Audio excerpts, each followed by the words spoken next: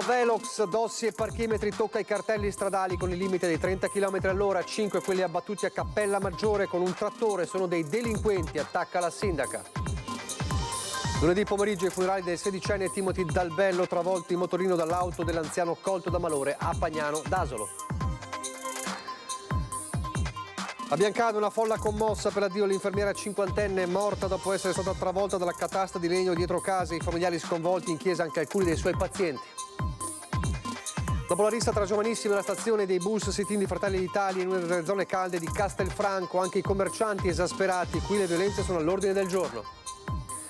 L'allarme della CGIA di Mestre e il boom dell'inflazione ha costretto le famiglie venete a spendere 3.500 euro l'anno in più, non accadeva da 25 anni.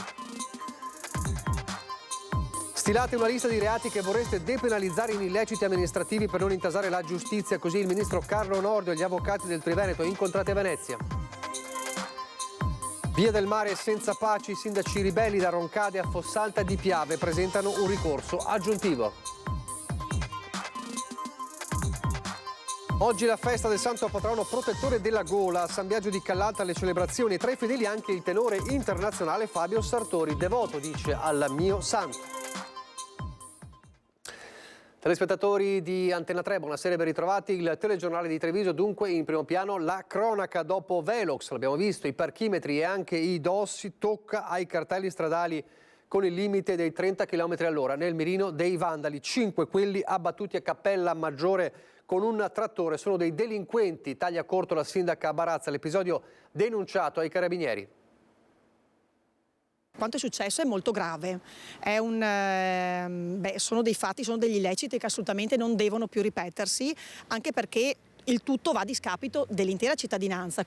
Non bastavano i pali dei Velox tagliati, i parchimetri vandalizzati, i dossi stradali svitati, ora anche i cartelli stradali abbattuti come forma di protesta per l'imposizione del limite dei 30 km all'ora come fosse una punizione invece che una misura presa per tutelare utenti della strada e residenti. Via Cal Alta, Cappella Maggiore, 5 cartelli appena posizionati buttati giù nottetempo con un trattore come suggeriscono le impronte lasciate sul ciglio stradale. La sindaca Maria Rosa Barazza non usa giri di parole né conia epiteti. Ma sono semplicemente dei delinquenti, questo è l'unico nome che gli si può attribuire. Per chi boicotta le misure di contenimento della velocità ci sono molti cittadini che chiedono al comune di fare qualcosa perché le auto sfrecciano anche nelle strade più anguste. Penso che sia anche giusto mettere il limite di velocità a 30, anche perché qua ci sono tantissimi bambini, per di più alla scuola e anche qui al campo sportivo. Non dovrebbero succedere queste cose perché il limite mi sembra abbastanza giusto per tutti quanti. A questa signora hanno abbattuto il cartello davanti a casa. Senta, serve il 30 all'ora qui su questa strada? Nì. Comunque noi che abitiamo qua andiamo piano, poi ovviamente c'è sempre qualcuno che passa a velocità un po' più elevate, però secondo me serve più magari in centro. Dove proprio un anno fa di fronte al municipio un pedone venne investito e ucciso. Non tutti sono quindi d'accordo con l'estensione dei 30 all'ora ad alcune zone periferiche, ma il comune tira dritto. Se un residente vede il cartello di 30 all'ora, perlomeno pone l'attenzione sul cartello e quindi magari diminuisce la velocità, però nessuno vuol fare cassa. L'episodio di via Calalta è stato denunciato ai carabinieri che ora cercheranno di risalire al responsabile. E sarebbe opportuno che si presentasse spontaneamente? Sì, io direi di sì.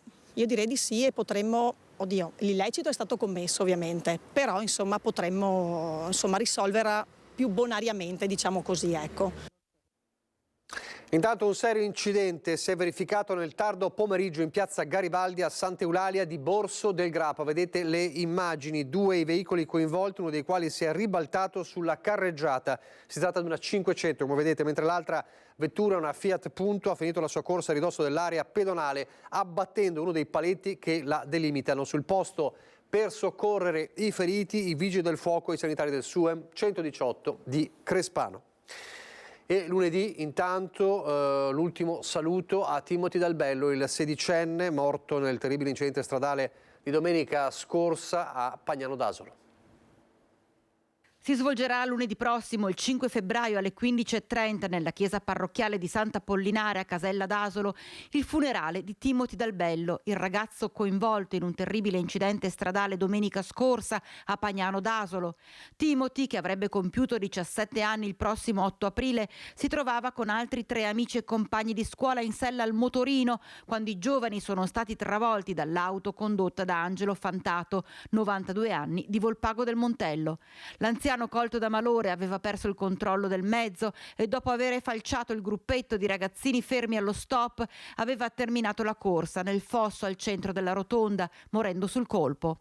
Feriti 4 giovani, le condizioni di Timothy, seppur serie, non avrebbero mai fatto pensare all'epilogo drammatico avvenuto la notte tra lunedì e martedì al Cafoncello di Treviso. Sotto shock la famiglia, i genitori e le 2 sorelle, gli amici, la scuola che frequentava, il CFP di Fonte, la comunità. Un bravo ragazzo innamorato delle moto e della montagna, curioso. Domenica sera alle 20 il rosario in chiesa e lunedì ci saranno tutti i suoi amici che daranno gas per lui, il gigante buono, strappato troppo presto alla vita. Un altro addio oggi invece a Biancade di Roncade, una chiesa che non è riuscita a contenere la folla per l'addio a Ombretta Castellani, la 50enne infermiera travolta dalla catasta di legno mentre si trovava nel giardino della sua casa. Tantissime persone, parenti, amici, colleghi di lavoro, ma anche i pazienti di quella infermiera che aveva sempre un sorriso per tutti. Il macigno della disperazione di un papà che ha perduto la propria figlia e che gli impedisce di alzarsi per tutta la cerimonia funebre. E tutto intorno i propri cari, ma anche tutta una comunità che condivide questo dolore immenso. E questa è l'immagine di Maurizio Castellani con la moglie Loretta, oggi nella chiesa di Biancade. Un'immagine che da sola può raccontare l'ultimo addio alla figlia Ombretta, morta a 50 anni in un tragico appuntamento col destino. Perché, sussurravano tutti attendendo l'arrivo del corteo funebre, non c'è altra spiegazione per una vita spezzata da quella che normalmente è un'innocua catasta di legna. Purtroppo la nostra vita terrena qui è molto fragile. È una vita esposta al pericolo anche della morte, anzi, lo è per tutti noi. Ma in questo momento noi dobbiamo chiederci come lei ha vissuto. E a rispondere per prima è stata la figlia Letizia. Grazie per averci regalato ogni sorriso, ogni parola, ogni abbraccio, ogni carezza. Mamma, grazie. Grazie per averci fatto ridere anche quando non avevamo voglia. Grazie per ogni singola cosa. Poi è stata la volta della sorella Sonia a raccontare chi era Ombretta. Sei stata una figlia voluta e amata, una sorella complice, un'amica sincera, una mamma amorevole, una collega carismatica, una zia pazzesca, una nuora sempre attenta e amata come una figlia. Il tuo lavoro ti ha portato a conoscere la fragilità delle persone, ti ha arricchita, ti ha portato ad essere quella che eri. Tra i presenti non solo colleghi, ma anche qualche ex paziente del San Camillo, per testimoniare non solo la professionalità, ma soprattutto l'umanità di Ombretta. Attenta e disponibile ai bisogni degli altri. Hai saputo accogliere abbracci commossi, piccole confidenze, dando sempre parole di speranza e di conforto ai tuoi pazienti. Grazie Ombretta per aver portato gioia nelle vite di tutti. Ciao sorella, sarai sempre nei nostri cuori.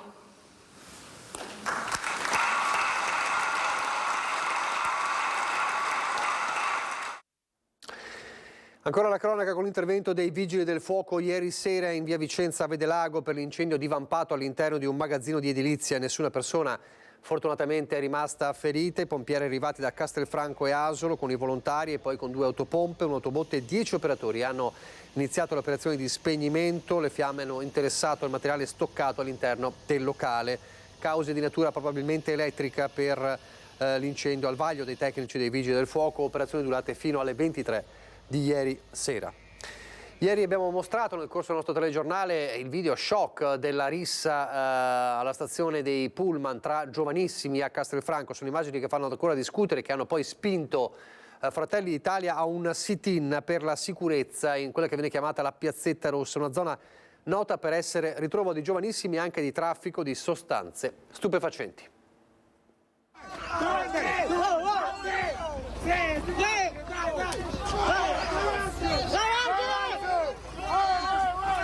Lasciano ancora senza parole le immagini della rissa tra ragazzini avvenuta giovedì alla stazione degli autobus di Castelfranco, subito dopo l'uscita di scuola. Pugni diretti al volto e calci alla schiena anche quando il ragazzo era già a terra. Violenza che ha destato l'attenzione dei cittadini, ma anche della politica. Presenti a presidiare con un sit-in nell'area della nota Piazzetta Rossa il gruppo di Fratelli d'Italia dalle 12 alle 14, orario in cui durante il giorno si riscontra maggior movimento. Dare un segnale di presenza per questo che è comunque un luogo centrale della città, vissuto da molti cittadini, da molti residenti, da molti commercianti, e dare un segnale di sensibilizzazione significa portare un messaggio a queste persone, dire noi ci siamo. Stanchi i residenti e commercianti del quadrilatero adiacente alle fermate dei bus che lamentano via vai continui a tutte le ore del giorno e della notte, complice anche uno shop aperto 24 ore su 24 dove sono soliti trovarsi ragazzi più o meno giovani. Un buco nero della Piazzetta Rossa, come lo hanno chiamato i proprietari dei locali circostanti, che denunciano anche il traffico di droga. Situazione quella della piazza che potrebbe migliorare una volta spostato, come già previsto, il terminal dei bus alla stazione dei treni. Ci auguriamo che qua la situazione in via Podgora, in Piazzetta Rossa come comunemente è chiamata, si possa risolvere. Il rischio che il problema lo spostiamo da Piazzetta Rossa al nuovo terminal delle Corriere è un problema reale. Spostamento del terminal che l'amministrazione si augura possa terminare alla fine del mandato. Intanto il sit-in di Fratelli d'Italia nella piazza ha voluto dare un primo segnale alla città che il gruppo vorrebbe portare avanti con cadenza fissa. Creare quella situazione anche di tranquillità, di presenza, che poi può rilanciare altri tipi di avvenimenti, di situazioni magari di altre associazioni, di presenze per vivere questo posto. Una presenza che potrebbe allontanare i traffici di sostanze stupefacenti da quella zona. È di venerdì pomeriggio infatti il sequestro da parte dell'unità cinofila della polizia locale di un modesto quantitativo di hashish trovato addosso a uno dei due giovani fermati dagli agenti proprio nella Piazzetta Rossa. Non ultimo il sequestro di altre dosi di sostanza stupefacente e di un bilancino di cui è stato trovato in possesso un giovane di Viedelago fermato dalla polizia locale ad un posto di blocco a Treville. Proseguono intanto le indagini dei carabinieri per identificare i giovani responsabili del pestaggio avvenuto giovedì, cerchio che si sta stringendo e che dovrebbe chiudersi nei prossimi giorni. È il giorno del sit-in di Fratelli d'Italia a Castelfranco. I ragazzi all'uscita di scuola affollano la zona della Piazzetta Rossa. Le voci dei commercianti e degli stessi ragazzi sulla situazione di via Podgora.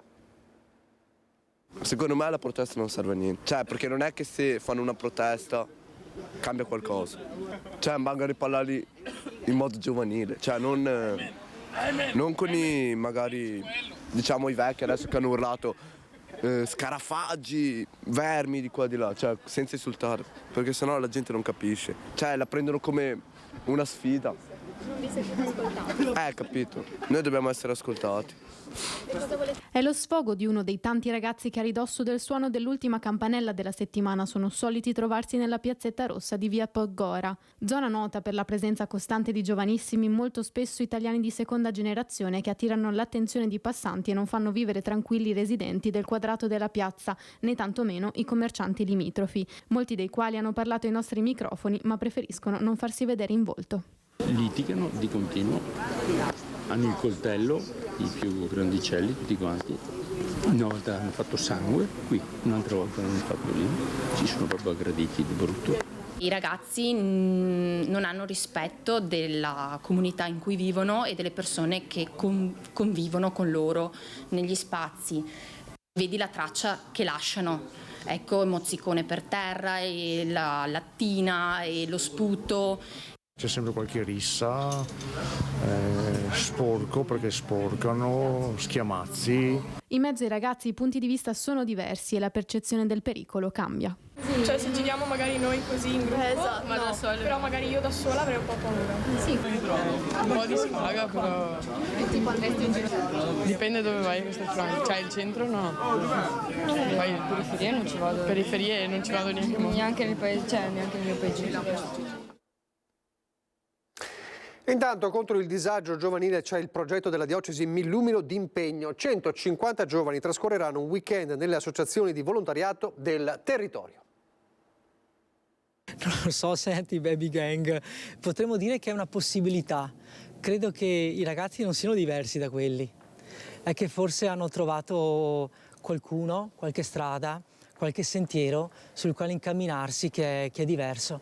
Sarebbe bello se anche quelli, ecco, che in fondo sono tutti nostri, delle nostre comunità, avessero queste opportunità. Perché le opportunità ci sono, ribadisce Don Paolo Slompo, nei mesi in cui spesso si parla di giovani in chiave negativa. Una di queste si chiama M'illumino d'impegno, un weekend di servizio e formazione dedicato ai ragazzi delle superiori tra il 9 e l'11 febbraio. Questi ragazzi, il venerdì sera, dopo aver fatto un momento di formazione, dormiranno qui nei locali del Duomo e poi partiranno verso le strutture in cui sono ospitate situazioni di fragilità, dall'anziani a ex tossicodipendenti, case in cui ci sono dei minori, psichiatrici, disabilità. Il loro servizio sarà semplicemente di star loro accanto. Ecco, non hanno competenze professionali, ma in questo passaggio di umanità, ecco, potranno crescere gli uni con gli altri. Mai come in questa edizione i giovani hanno risposto in massa, oltre 150, tanto che le iscrizioni a un certo punto sono state chiuse. Tra le associazioni che apriranno le loro porte anche la Caritas. Perché l'incontro è solo un incontro che fa superare gli stereotipi, i pregiudizi, non solo con i migranti, ma anche con i disabili, ma anche con tutti coloro che riportiamo diversi dalla nostra realtà. E la realtà dei giovani richiede coinvolgimento e ascolto, non solo. Sospendere il giudizio è una cosa buona, il che non vuol dire che va tutto bene, va tutto comunque, eccetera, ma sospendere il giudizio è importante per cercare prima di tutto un incontro e poi di capire un po' meglio chi abbiamo davanti. La conclusione sarà domenica con la messa in Duomo col Vescovo. E anche quello è un momento in cui si dà una cornice particolare a un'occasione di servizio e di incontro. Adesso l'economia, le tasche dei veneti, c'è lo studio della CGIA di Mestre. Il boom dell'inflazione ha costretto le famiglie venete a spendere, pensate, 3.500 euro l'anno in più tra il 2021 e il 2023. I nuclei fragili sono i più penalizzati, così come i negozi di vicinato. Queste cifre non si vedevano da 25 anni. Tutti i giorni si vede qualche aumento in più. Lo stipendio è sempre lo stesso e si paga tutto un po' di più. Si fanno delle rinunce. Il post-pandemia, la guerra in Ucraina, i cambiamenti climatici, tra il 2021 e il 2023 l'aumento dell'inflazione, più 14,5%, ha costretto la famiglia media veneta a spendere in questi ultimi 2 anni 3.500 euro in più. È l'ufficio studi della CGIA di Mestre a fare il punto sull'inarrestabile crescita del costo della vita e sulle sue conseguenze. Se nel 2021 una famiglia spendeva in un anno 23.529 euro, nel 2023 ha dovuto tirar fuori di tasca quasi 27.000 euro. Zucchero più 61%, riso più 48%, olio più 45%, bollette della luce a più 93%, più 62% il gas e poi i trasporti, più 106% il costo dei biglietti aerei internazionali. Una perdita di potere economico tale non si verificava da fine anni 90. Ma le ricadute negative hanno interessato anche i piccoli negozi di vicinato, che a differenza della grande distribuzione hanno subito la contrazione delle vendite più preoccupante. Con il risultato che nei centri storici e nelle periferie aumenta il numero di attività chiuse definitivamente. Quanto alle famiglie, sono state quelle più fragili a patire le conseguenze più pesanti. Le famiglie dove tirano fuori i soldi in più che servono? Ma io penso che chi non ha la disponibilità è costretto a indebitarsi in qualche modo, cioè non ci sono alternative, o si farà aiutare se a qualcuno, ad esempio i giovani, dalle famiglie, piuttosto che ci sono anche molti pensionati, da quello che si sa che aiutano i figli. Quest'estate ho fatto la stagione estiva a Jesolo, uno stipendio metà andava via per la spesa. Spesso vado al mercato, però è vero, nei supermercati tanto è aumentato il prezzo. Gli stipendi restano, non sono adeguati e la vita costa caro, ma è tutto e si cerca di risparmiare, però si fanno delle scelte e l'inflazione corre. Gli stipendi invece vengono abbassati e tartassati di tasse, quindi però bisogna tirare fuori lo stesso sti soldi in più da pagare. Bisogna lavorare di più e non lasciarsi abbattere da questa situazione, ad essere più forti. C'è ottimismo, insomma, soprattutto nei giovani. Pubblicità e poi di nuovo in diretta.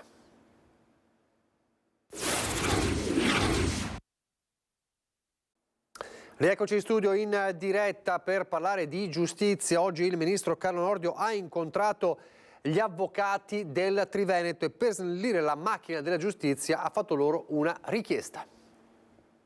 Stilare una lista dei reati che si vorrebbe venissero depenalizzati in illeciti amministrativi per non intasare la macchina della giustizia. La richiesta da Venezia del ministro della giustizia Nordio agli avvocati triveneti. Perché questo è un mantra che si ripete, cioè siamo in un regime di panpenalizzazione, bisogna depenalizzare. Benissimo, diteci quali siano secondo voi i reati da declassare, perché quando ci abbiamo provato noi, io ci ho provato 20 anni fa quando presiedevo la commissione per la riforma del codice penale, come tocchi un reato bagatellare qualcuno si solleva. Così il ministro dà rialto evidenziando come esempio proprio la peculiarità del luogo, visto il mercato del pesce a 2 passi dal tribunale. Ho persino sollevato il problema che qui sotto si finiva in tribunale per la vendita di sogliole sottodimensionate e però qualcuno ha cominciato a dire che anche quello è una cosa importante perché è una specie di truffa commerciale. E allora mi facciano un elenco e poi lo prenderemo in considerazione. Quindi, ad una settimana dall'inaugurazione dell'anno giudiziario, la risposta allo sfogo del presidente della Corte d'Appello di Venezia sulla mancanza di risorse. Guardi, le risorse, noi abbiamo proprio adesso parlato proprio col presidente Citerio a margine. Se tu non fai l'analisi comparativa tra il budget che hai e il target che ti proponi, alla fine mandi in Russia i soldati con le scarpe di cartone perché dici ai giudici, a cominciare, fate con quello che avete e arrangiatevi, e questo non è ragionevole, ma anche su questo cerchiamo di lavorare. Utilizzare le caserme dismesse per contrastare e alleviare il sovraffollamento carcerario, dando lavoro agli stessi detenuti per il riattamento, così sempre il ministro Nordio. Tutto questo si può fare in tempi ragionevolmente brevi, con un comodato gratuito che ci venga dato dal Ministero della Difesa. Infine, la risposta alla richiesta del sindaco Brugnaro, con cui da anni chiede vengano dati maggiori poteri penali per il giudice di pace di Venezia. Questi sono argomenti estremamente complessi. Quando si tocca il diritto penale si cammina sul ghiaccio sottile. Molto più importante sarebbe rivedere, come è stato detto anche oggi, una depenalizzazione che declassi al rango di illeciti amministrativi quelli che sono i reati bagatellari. Non solo Nordio, oggi a Venezia erano presenti anche altri 2 ministri, Roberto Calderoli e Maria Elisabetta Alberti Casellati, ospiti di un convegno sull'oblio oncologico. Hanno fatto però il punto anche delle riforme e su tutto ovviamente l'autonomia. Proprio giovedì questo sarà l'incardinamento della prima commissione Camera del provvedimento, dopodiché i tempi li stabilisce il Parlamento, prima si fa e meglio è. E si aspetta resistenza. Ma credo che il lavoro più grosso fosse l'esame che abbiamo fatto al Senato, il confronto con tutte le forze della coalizione. È stato sviscerato ogni piccolo angolo di quella legge. Per il ministro Calderoli il DDL sull'autonomia differenziata è politicamente al sicuro. La quadra con gli alleati del centrodestra, fa intendere, è stata trovata in mesi di lavoro. Chiaro che la discussione parlamentare possa sempre innescare una serie di variabili, da qui l'auspicio. Mi auguro che possa essere approvata in versione definitiva, poi è evidente che se si evidenziassero degli errori si correggono. Partita quella dell'autonomia differenziata contro cui si stanno muovendo diversi amministratori del Sud con il governatore campano De Luca in testa, ma il tema è anche un altro e riguarda da vicino gli equilibri tra leghisti e meloniani, i primi promotori dell'autonomia, i secondi sostenitori dell'elezione diretta del Presidente del Consiglio, riforme per qualcuno inconciliabili, anche se Maria Elisabetta Casellati, che delle riforme è il ministro, usa toni fermi. Sia l'autonomia che l'elezione diretta nel nostro programma era del Presidente della Repubblica, oggi del Presidente del Consiglio, fanno parte entrambe del programma voluto e votato dagli italiani.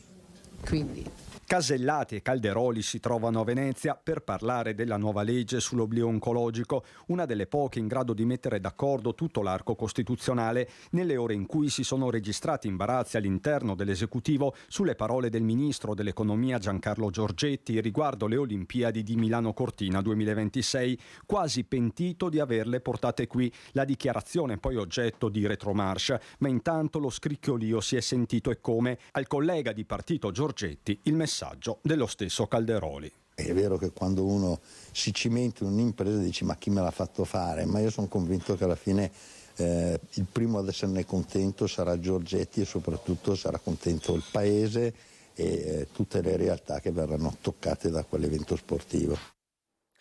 C'è un progetto senza pace, quello della Via del Mare. I sindaci ribelli da Roncade a Fossalta di Piave presentano un ricorso aggiuntivo.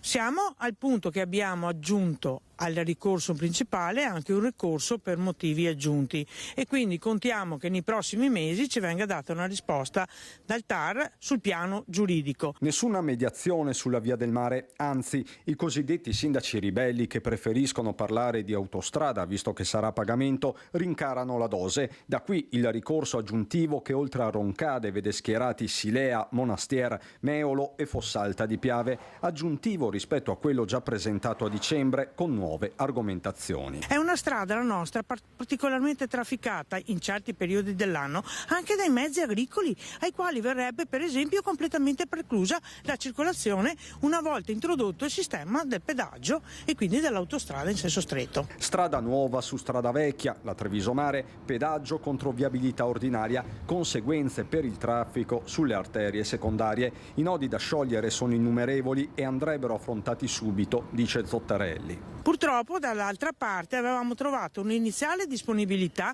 che però veniva rinviata nel tempo e poi definita rispetto a un dopo la convenzione, ma una volta sottoscritta la convenzione i margini di trattativa e i margini di confronto soprattutto si riducono ai minimi termini, quasi ai dettagli. I ribelli ribaltano le premesse della Regione che ha già stipulato la convenzione con il consorzio SIS, quello per intenderci della Pedemontana. Il nostro suggerimento è sempre stato: partiamo dal punto dove si crea l'ingorgo verso le località di mare, verso le località balneari e risolviamo prima con investimento pubblico il problema.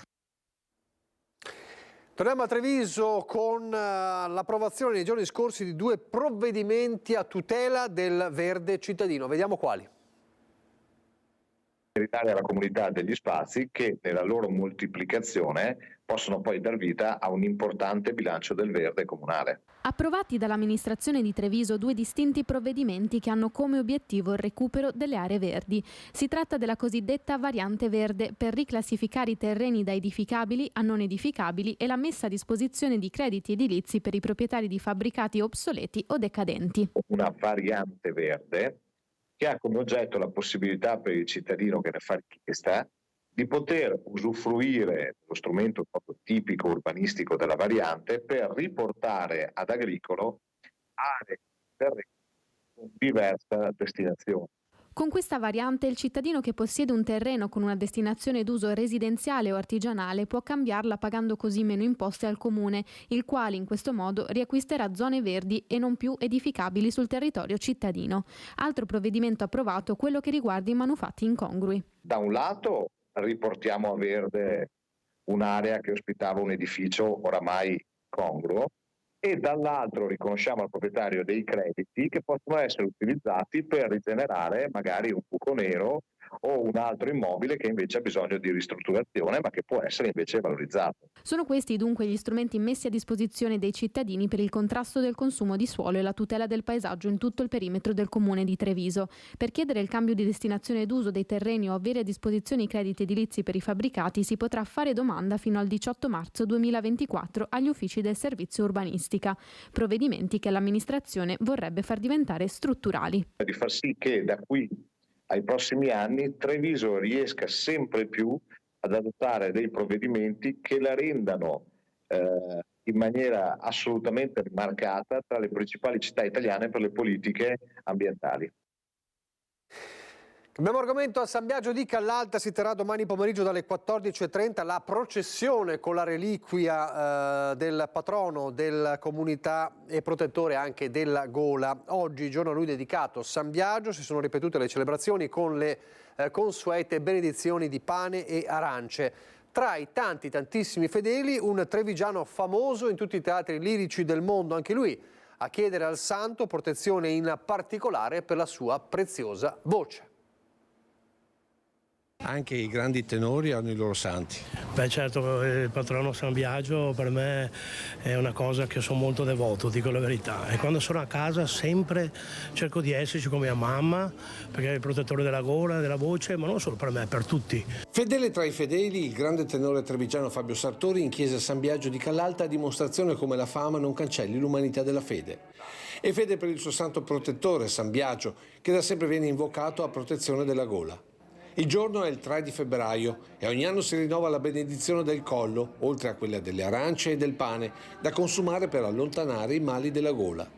Un rito che, nonostante un'umanità sempre più razionale nella sua digitalità, vede crescere costantemente il numero dei fedeli. E la chiesa sempre piena. Credo che significa che la gente ha bisogno di spiritualità, c'è poco da dire, i social, tutto ci proietta al di fuori e invece abbiamo bisogno di trovare la nostra interiorità, il nostro animo, perché è lì che hanno sede i valori più importanti, il centro anche della nostra vita, lì ci ritroviamo. E allora questo pane e queste arance curano non solo il corpo ma anche l'anima, così come il rito della processione per Don David vuole curare anche i mali delle nostre comunità. Domani l'appuntamento è il pomeriggio alle 14:30 con la celebrazione eucaristica e al termine la processione con il santo e la venerazione della reliquia. Di fronte alla cronaca, soprattutto di queste ultime settimane, questo segno che noi diamo susciti la volontà nella gente di dire no. C'è anche un mondo, c'è un'umanità diversa che guarda al bene e vuole costruire nel bene. Ma non sono solo queste, oggi, le invocazioni a San Biagio. Stiamo passando dei momenti difficili con queste guerre che c'è nel mondo, speriamo che si ritorni ad avere una pace. Se dovesse cantare, cioè in caso arrivasse la pace, qual è il canto che intonerebbe pur che rimanesse la pace? Beh, c'è questa l'Ave Maria di Schubert, è un pezzo straordinario e questo è proprio anche indicato per la pace e per tutto. Adesso andiamo nel bellunese.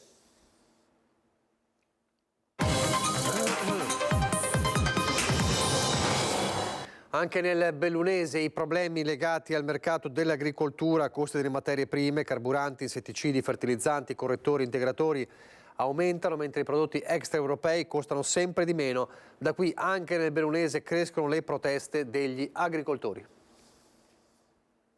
Prezzo al consumatore e prezzo riconosciuto al produttore. È da questa incongruenza che nascono le proteste in tutta Europa degli agricoltori? Nasce sicuramente anche da questo, perché è necessario che il produttore agricolo riceva il giusto prezzo per i suoi prodotti, che siano prodotti lattiero-caseari, ma come in questo caso che siano prodotti legati all'ortofrutta. C'è troppa discrepanza tra ciò che riceve l'agricoltore e quello che arriva al consumatore finale. Il consumatore finale crede che sia l'agricoltore che ci guadagna, ma in realtà non è così. Belluno sta meglio o peggio o come gli altri? Belluno sta come gli altri, considerando anche la stagionalità molto più ridotta, soprattutto per quanto riguarda gli ortaggi, rispetto ad altre province e ad altre regioni d'Italia. Tant'è che anche da Belluno, tra chi lavora la terra, ci sono state presenze nelle proteste a Bruxelles, dove si decidono i destini dell'agricoltura dei Paesi membri della Comunità Europea. Dalla Coldiretti di Belluno arriva un messaggio di fiducia nei confronti del ministro per le politiche agricole Francesco Lollobrigida, considerato attento alle esigenze del settore, ma viene ribadita la necessità di prendere provvedimenti anche nell'interesse del consumatore. Ci sono bellunesi che protestano sia tra gli agricoltori ma anche tra i cittadini che chiedono come mai i prodotti lievitano, però gli agricoltori ricevono così poco. A Cortina d'Ampezzo inizia il conto alla rovescia ormai per i giochi olimpici fra quasi 2 anni, ormai il 6 febbraio 2026. La Regina delle Dolomiti celebrerà questo momento martedì con eventi organizzati dal Comune di Cortina con Fondazione Cortina e la collaborazione di Cortina Foras, a cominciare dal brindisi nel quale residenti e visitatori verranno accolti per un momento all'insegna delle eccellenze enogastronomiche del territorio. Nel frattempo Lorraine Berton, che vediamo, presidente di Confindustria Belluno Dolomiti, è tornata sulle questioni relative al caso, l'Odissea Bob di Cortina, felicitandosi come sia prevalsa quella che definisce la linea della responsabilità, dichiarando che tifare per il Bob a Cortina significa tifare per l'Italia. Il ministro per lo sport Andrea Boddi, dal canto suo, ha dichiarato che il CIO non ha deciso, anche perché, ha aggiunto, la scelta spetta alla Fondazione Milano Cortina 2026, che si è espressa positivamente sulla pista a Cortina d'Ampezzo, ma non è ancora tutto chiusa la questione, quindi c'è ormai un'attesa spasmodica anche per iniziare questo conto alla rovescia per capire se il bob definitivamente sarà a Cortina nel 2026. E adesso per parlare di sanità con la cura della gola, l'abbiamo visto, San Biagio ha nella pagina trevigiana il patrono della gola, è una giornata che l'ULSS 1 Dolomiti ha scelto proprio per parlare della otorinolaringodiatria con i tanti interventi. Scegliere il giorno di San Biagio per parlare di otorinolaringoiatria. Lo ha fatto l'ULSS 1 Dolomiti perché il santo, di cui si hanno poche notizie storiche, è oggetto di culto derivante dal titolo di patrono contro il mal di gola. Dobbiamo essere sempre più attenti alla parte oncologica. Quindi c'è uno sviluppo importante sulla parte oncologica, nella diagnosi, nella terapia e quindi anche nella cura. C'è tutta la parte per esempio ricostruttiva che si sta via via sviluppando in questo settore. Io parlo sempre di otorino oncologica perché noi ci interessiamo prevalentemente di oncologia in ambito testa-collo e una volta c'era la necessità di operare tutti facendo interventi anche molto demolitivi. Ora ci sono dei farmaci e delle energie, parlo della terapia, della radioterapia, in cui sono state sviluppate tecnologie nuove come i protoni e quindi praticamente molti tumori avanzati che richiedevano interventi molto demolitivi adesso possono essere gestiti con trattamenti non invasivi, non chirurgici. Nel 2023 le prestazioni offerte dal reparto sono state quasi 16.000, con un più 17% rispetto all'anno precedente, mentre un più 5% c'è stato nei ricoveri a fronte di quasi 1.000 interventi. Le principali attività chirurgiche riguardano quelle ricostruttive legate all'oncologia, la traumatologia maxillofacciale, specie durante la stagione sciistica, e la chirurgia della tiroide. Molti altri i servizi offerti, con anche il legittimo orgoglio di avere nell'equipe una bellunese che nella sua città progetta di rimanere anche per sempre. È un progetto a molto lungo termine. Vorrei dire per sempre, non si dice né mai né sempre, però sì, a molto lungo termine, è una scelta consapevole, è una scelta dettata per esigenze insomma familiari, ma io sì, a Belluno che è casa mia, mi sono fatta questa nuova casa che è il reparto insomma dove lavoro. È tutto, vi lascio le previsioni del tempo, grazie per averci seguito, arrivederci.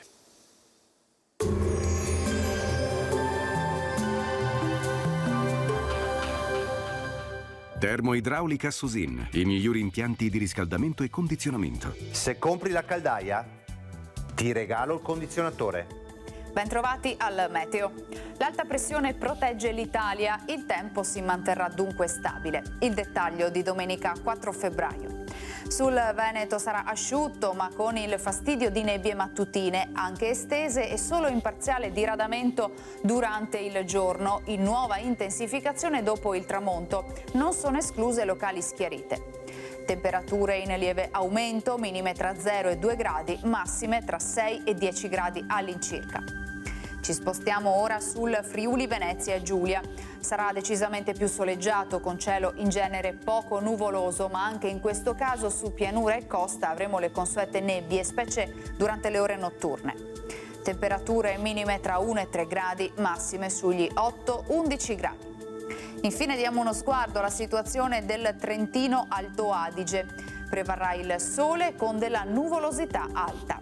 Temperature minime tra 1 e 8 gradi, massime sui 14-15 gradi all'incirca.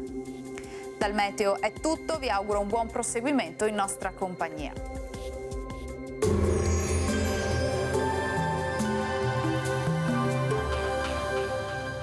Termoidraulica Susin, i migliori impianti di riscaldamento e condizionamento. Se compri la caldaia, ti regalo il condizionatore.